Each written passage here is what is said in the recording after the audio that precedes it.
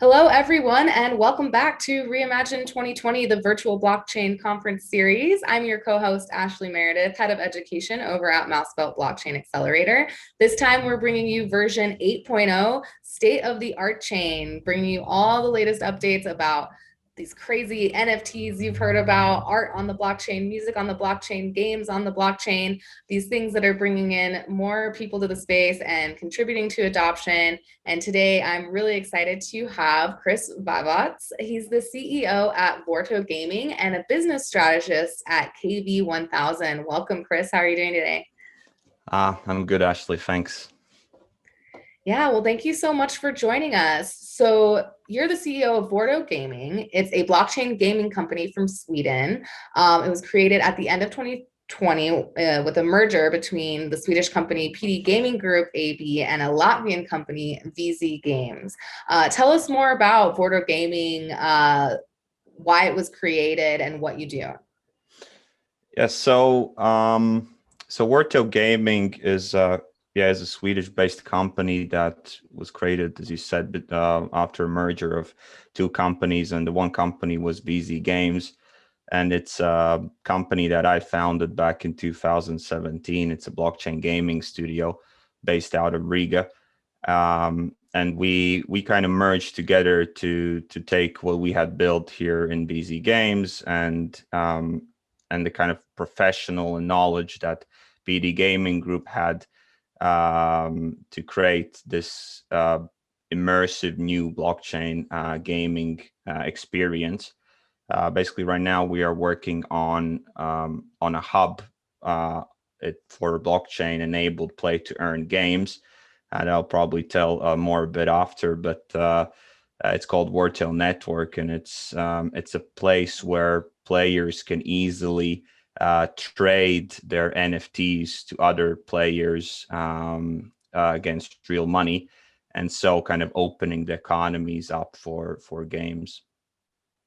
Excellent. Yeah. And I'll be asking you more questions about the games that you have and your plans for the future. But you've been in the blockchain space for a while. How did you get into blockchain and what made you decide to go all into blockchain gaming?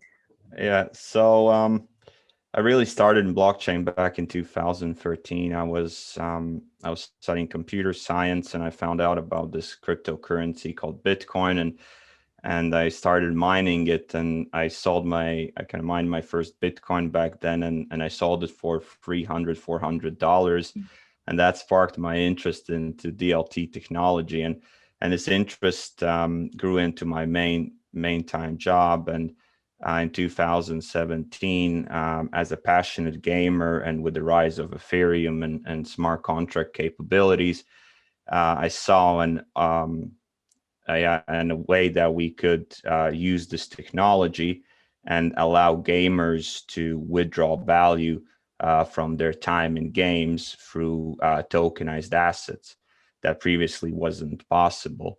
And yeah, I understood that this is going to be a game changer, and we were the first company out there to create this model that we called play to earn.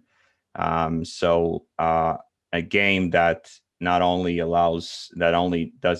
take money from gamers as it's currently exists, but this creates games and open economies where players can withdraw money out of the games and maybe even with a profit if they're skilled in time enough. And so we started this VZ Games, this gaming studio, and we started working on our first title called Hash Rush. And we received a lot of great feedback from the Web3 community as well as gaming community about our kind of play to earn model idea, and we even won the best innovation award back in Gamescom in 2018 with this idea. And so yeah, we knew that we have stumbled upon something, and now in the blockchain gaming space we see a lot of companies trying to bring these open economies to their communities as well. So yeah, it's been a great journey. Yeah, so you originally got interested in blockchain, studying computer science, and started mining It's a similar story that I hear from a lot of our students. MouseBelt University, for any students who are tuning in, if you're interested in learning more about blockchain, check out mousebelt.university. But we've engaged with students from 100 universities in over 24 countries, and a lot of them do say, they're studying computer science and they first got started in blockchain mining. So just speaking to students who might be tuning in, what would you say to them about if they're considering pursuing blockchain as a career, or they're passionate about blockchain and gaming, or pursuing joining the gaming industry? I would say go ahead. Like, blockchain is really progressive technology, and it takes a lot of courage to get in. But if you're creative enough, the ideas that can spark out of it is really cool. And I think we're just at the beginning. And this, people that currently are coming in, and even as users, this hasn't hit the mainstream adoption yet. And I think if you're creative enough, there's so much you can do here, and there's so much value you can provide to yourself as well as to your customers. Or I think it's just try out, and you will see that this is industry of a lot of a lot of future. Absolutely. And how exciting is it to work in an industry where you're really upending kind of the traditional ways that people have done business? I know just myself as an educator, I got really excited about blockchain for its applications in educational technology. Are there ways that we can tokenize your learning experiences, micro-credentialing? How do I prove to my employer that I've had some sort of learning experience? How can I keep that with me and share it with anyone I want, anytime I want? And eventually, I think the big goal would be, how can we get paid to learn? And so this pay to earn model for gaming is very interesting to me. I play some, mobile games, and that's kind of the last really big innovation in gaming was mobile gaming and in-app purchases and free to play. So I have, a couple games that I play, and it's like, I can get more tokens if I watch an ad, and I end up spending a lot of time. It's like, how much money are they making off of me for watching that ad just so I can get some in-game assets? Wouldn't it be great if I was being paid for all the time I'm putting into this game? So talk a little bit more about how your platform works, how people can get paid to play. Mm-hmm. So play to earn in a way is the base of it is that what we allow players to do is we basically legalize P2P trading for digital assets, game digital assets against real money. So previously, if you were a player, you for example, you purchase something through a micro transaction from your in-game store. It's a one-way street, so the money comes in.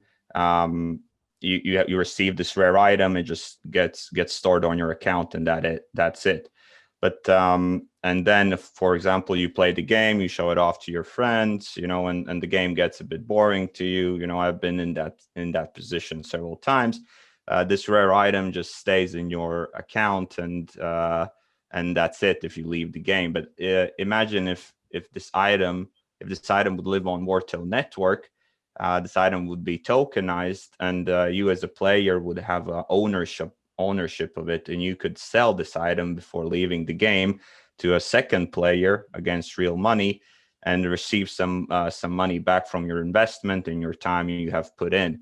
And at this point, you as a player feel appreciated and more in control. This other player who bought,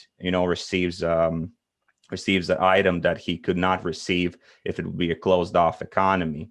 So that's a bit how it works. And what we're allowing to do with Vorto Network, we're allowing for players to seamlessly get these tokenized digital in-game items that are NFTs through gameplay, and then sell them to other players that, for example, want this item or need that item for their game or their journey in the immersive universe of Hash Rush, for example. And in our scenario, gamer is the market maker, not the developer anymore. And it's just I think it's something that has been missing. Myself, I've been in trying.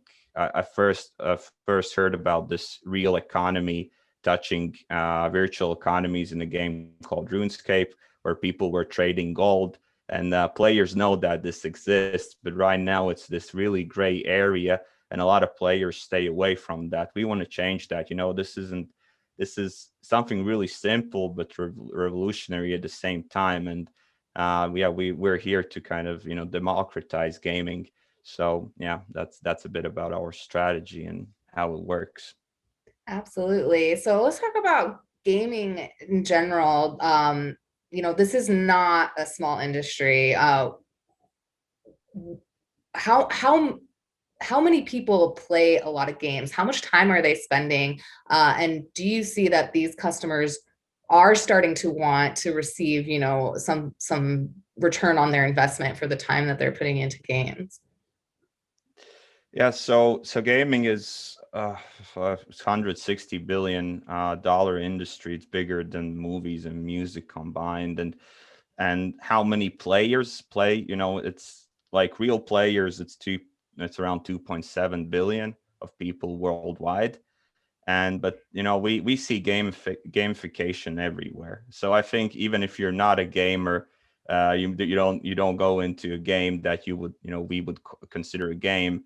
But a lot of the apps we use, there is some gaming mechanics that we don't even know. So I think kind of gaming is even bigger than 2.7 billion people. I think it's probably around 4 billion with all the other things that we do, and we interact with different applications that are gamifying different areas. So the way that we look at it, we looked at blockchain gaming. It provides this technology and this value layer to these 2.7 billion players, that people that love doing something, that like playing games, and it's providing them this financial freedom that didn't exist before. And we have seen this already existing with games like Axie Infinity, where people in the third world countries are really earning income from participating in the game, and making more money than they could in their country. So it is happening, and it is slowly coming in, and I think it's definitely going to be the next free to play, and that's what we in Vorto Gaming we believe. Awesome. Yeah. So before we talk more about your other project you're working on, it appears that Vorto Gaming has plans to go have an IPO on the Swedish stock exchange. Tell us about your plans for that, and what else is coming next for Vorto Gaming. Yeah, so right now we are looking to do a public listing in Stockholm this June, in the Stockholm stock market. And that is the kind of first step of our growth strategy. We have already, currently we're working on the Vorto Network MVP. That's going to allow players to start interacting with blockchain in seamless manner. That's our kind of first key thing to, what we believe is currently missing in the blockchain gaming space is a smooth onboarding process for users. And we want to provide that with Vorto Network. And the second thing is content. Content is the king in gaming, and that's what's going to bring in users. So with this IPO, and in the future, we're looking to bring in new games. We're already talking with several studios. Two of those are, for example, based in Sweden, and one is an MMORPG game, and the other one is a sport manager game. These are well-known studios that want to get into this immersive blockchain world. So we hope to bring them in, and yeah, this year hopefully we can start announcing other games as well. Absolutely. And just for any of the blockchain nerds out there tuning in, or people who may be a little more familiar with blockchain, can you talk about how your wallet's going to work, how this marketplace is going to work, and why you chose to build on the Near protocol? So yeah, as I mentioned, our kind of key priority was to create this seamless experience when interacting with blockchain. When we started in 2017, we saw that it was a problem to how do you get mainstream gamers into this new technology, and it just, the kind of architecture, the infrastructure wasn't there yet.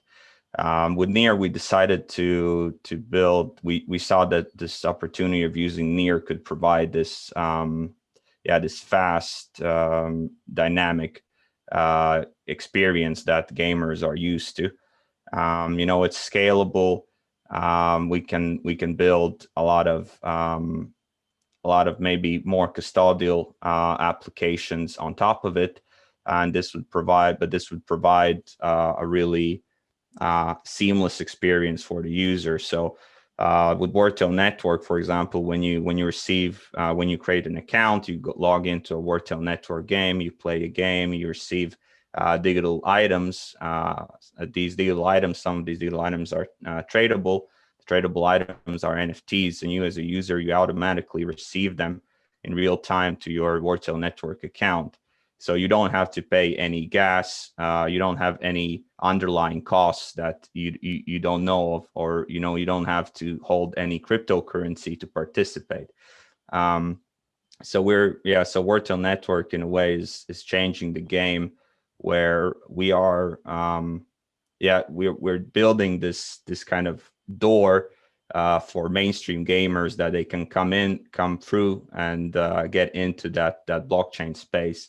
Because right now it seems like a lot of the blockchain gaming projects, it's a really hard process for new users to come in, and there's a lot of churns in that. So we want to change that, and I think that is slowing down a bit the progress of the industry as well. Absolutely. So for anyone who's just tuning in, this is REIMAGINE 2021 version 8.0 state of the art chain, where we're talking about all of the exciting creative people working in the blockchain space, NFTs, art, gaming, music. Head on over to our YouTube channel, REIMAGINE 2020. Smash that subscribe button. Check out all the great creators and infrastructure that is being built to allow for easier ways of interacting with the blockchain, ways to earn income as a gamer, ways to earn money, and as artists. And new artists are always jumping into the space lately with this NFT boom. And I'm here with Kris. He's the CEO at Vorto Gaming, but you also are working on a really exciting art NFT project. What is that? Yeah, it's kind of a side project that I'm helping out a friend, and it's called Kiwie 1001. Basically, it's a concept that brings ownership to street art through NFTs. That's kind of the main idea. Yeah, and so you're working with a Latvian street artist, correct? That is right. It's one of the most, or even I would say the most famous street artist out there, named Kiwie. He draws these kind of fat monsters. Has been around I think from 2006. So I think he's even made a name for himself in the world arena as well. And a friend of mine, a close friend, childhood friend, introduced me to him, and we sat down and we thought about how could you make these street art, these pieces that he draws on the street for free. First thing is, how can you make them live forever? Because street art gets destroyed a lot, it gets damaged, and so on. And then the second thing is, how can somebody maybe own an art that is non-movable and can be moved to your house without destroying the wall that it lays on. So yeah, and that's how the Kiwi 1001 project was born. And yeah, it's a really, really cool idea, and we heard a lot of good feedback from the community on it, and it's awesome to help these guys out. Yeah, it's so exciting to think about a new innovation in street art when it's probably one of the oldest.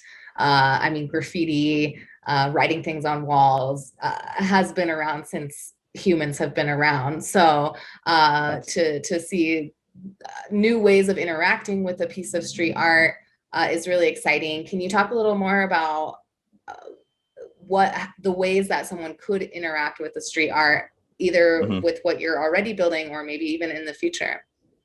Yeah, so I will tell maybe a bit about how the kind of concept goes and what is the flow of it. So so the idea is that everything starts with the real art in the physical space, where Kiwi draws his fat monster. Then we take this real art and we design a 3D piece of it, and at that point we put that 3D model onto blockchain, and we create an NFT out of it, and we add the geo tag to this NFT as well, so the real life location where it is based. And then if somebody ever goes and destroys it, this Kiwi 1001 NFT, it changes to a ghost version of that fat monster. And so That's cute. yeah, that's where we are right now, and that's currently what we have done. Of course, none of the Kiwis that we have dropped yet have been changed, but yeah, if it does, then we have everything in place to change it to a ghost one. But in future, we're looking to do yeah, to create some cool things around it with augmented reality, where people Yes. could interact with it. Maybe provide some kind of, maybe even gamify this as well. Create some Pokemon Go stuff out of these Kiwis. So and again, that's so cool that we're building on this open technology that is blockchain, and these NFTs live on Ethereum. So anybody, to be honest, could come in, and create an app out of this Kiwi if they would love to, right? So yeah, we want to see if maybe some community members come up with some cool ideas what we could do. Yeah, I was totally thinking about AR would be cool because, as you said, street art often, maybe it's illegal, so it gets painted over quickly. Maybe, someone else comes and tags it up, or, the business owner decides many years later they want to do a different mural, whatever it is. To be able to, if you like had a geotag on this NFT, you could go see where it should have been and what it would have looked like if it was still there, right? Yeah. That's really cool. Yeah. And the other thing is this, being able to have kind of ownership of street art, and for the artists themselves to be able to monetize a piece of street art. Yeah, that is a situation. I wouldn't know if it's a problem. I would love Kiwi to tell his opinion on it. But as much as I have talked to him, there is the situation where you provide art to people for free, right? It's street art. Nobody probably is paying for you, for you to draw it, but it creates this culture in a lot of urban areas, and it's culture, and you have to appreciate it, but nobody's paying for that. But now there's an option for you as an artist to to finally monetize your work and your creative input. So yeah, I think it's I think we have stumbled upon something cool, and hopefully some other street artists will adopt it, and we will see more of it. Yeah. And he was able to sell some NFTs recently, correct? That is right. We did the first drop in in the beginning, no, beginning of April, mid-April, and we used Rarible platform as our official launch partners, and two of the pieces were bought by the biggest Latvian private collector, and these are called Zuzeum, and these are the first NFTs in their in their collection. So it's a really cool step forward to kind of combining the classical kind of art idea, that lives in museums, to getting these NFTs in there as well, and again showing people that there's this digital art that's here to stay. Absolutely. Well, speaking of, collectors, traditional private collectors jumping into the NFT space, buying $69 million pieces, and all of this hype around the NFT boom, what has been your most favorite celebrity who's talked about NFTs recently, or the latest development? What was your favorite piece of news that has come out in the last month? Um, So there's so many people doing NFTs now. Like I follow many Yeah. artists in Instagram, and I think everybody's trying to do something related to NFTs. I know that Steve Aoki did something. I know that there's Snoop Dogg did something, but artists that are building that are coming from real world into digitalized form. um Neil Adams, I know that is doing something, and he's a legend in the comic industry. I just heard that he's dropping pieces as well that are linked to his original Batman comics. So that's something that I'm looking forward to. There's so many out there, so it's hard to identify one. Yeah. So Well, what do you think about the recent boom, and what do you see as the future of adoption, or just specifically NFTs? hmm um I think that I've been in this blockchain space for some time, and I've seen several ups and downs and winters. I could maybe see some patterns here that happened in 2018 regarding fungible tokens. But anyways, I think NFTs are here to stay. The technology of bringing ownership and providing value to creators, it just can't be suppressed and just can't disappear, right? Finally, we have this option finally for creators to be paid what they're entitled to. So that can't change. So I think NFTs are here to stay. And the NFT landscape in general, it's just going to progress more. Like, if we and what really got in what allowed NFTs to receive mainstream kind of media attention, these are the artists, these huge names coming in each day and bringing their fans into the technology, and kind of make them understand what is maybe blockchain and how can it provide ownership to them. um, but the next, I think, big switch is going to be like, I know we can already see that as well with Vorto Gaming and Vorto Network, or Kiwie 1001, or so many other projects where it's like a multi-layer NFT experience, right? It's not only a beautiful art piece, but it provides something unlockable in the digital space, or I don't know, you can bring it out and you can do something in the virtual space and make it stand out in a virtual gallery, or you can I don't know, use it in a game. I think that's the next step, where these NFTs start collecting different layers and different experiences. And that's why I'm really, maybe it's biased, but I'm really positive in gaming, that gaming is going to bring the NFTs to mainstream adoption, because gamers understand digital things, digital items, digital trading. We have been around that from the beginning, and just this basically gaming in a way. Each piece, that 3D piece that we create that you see in the game, it starts out as art. It starts out as concept art, and then it gets created into 3D design and so on.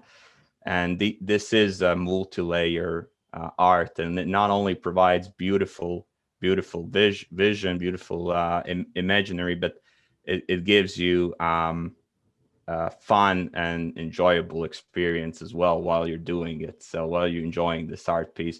So I'm really bullish on gaming, and but I'm really thankful for all the artists as well that are coming in and just getting so much attention to the technology. In 2018, I didn't see that many people talking about blockchain, and than I see now, and all these big names are coming in. It's just crazy. So really exciting times.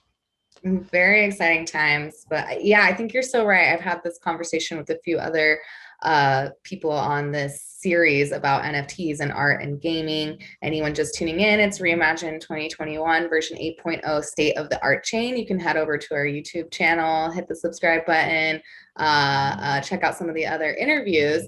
But it's this idea that consumers nowadays want more than just to buy an object. Even if we're talking about turning luxury goods into an NFT where you can track who owned them before and has some sort of story, a piece of art that also unlocks something in the digital world, or comes with some other, a story and an experience, I think is becoming more and more important to consumers. And blockchain and all of these innovations just enables us to put so much more into, especially now that our lives are becoming so digital, kind of just opens up these digital worlds and so many different possibilities of things we can do. Yeah, I wanted to add one thing here that, for example, with the gaming as well, and we have these really big influencers like, that are streaming, and all the FaZe crew and FaZe Clan, and we have Ninja, and these people basically have following, right? And if they play Fortnite and they play this and they win this incredible tournament with this one, I don't know, skin or whatever it is that they wear, and blockchain could kind of hold this information and kind of archive it on the NFT that says that, okay, this skin was used by this huge influencer in this winning game, right? And that automatically boosts that value of that NFT. So there's so many options we could use this open ledger technology, not only for value but for storing, historical data on these NFTs. As you said, creating stories, I'm just looking forward to what creative minds come up with. Absolutely. Well, to wrap it up, going to ask you a fun question. Who is your favorite artist, living or dead? My favorite artist is Mark Rothko, because first things first, one of the most valuable artists out there, but he's born in Latvia in a city called Daugavpils, and here in Latvia we can see his original pieces if we go down to the city he was born in, and we have a pretty good collection of his artworks, and I've been there several times, and yeah, it's just cool to see that he has come from here and has inspired so many artists in his life. So I would say Mark Rothko. Love it. He's one of my favorites also. Well, Kris, thank you so much for joining us, and stay tuned, everyone, for more from Reimagine 2021. Thanks, Ashlie, for having me. Thanks.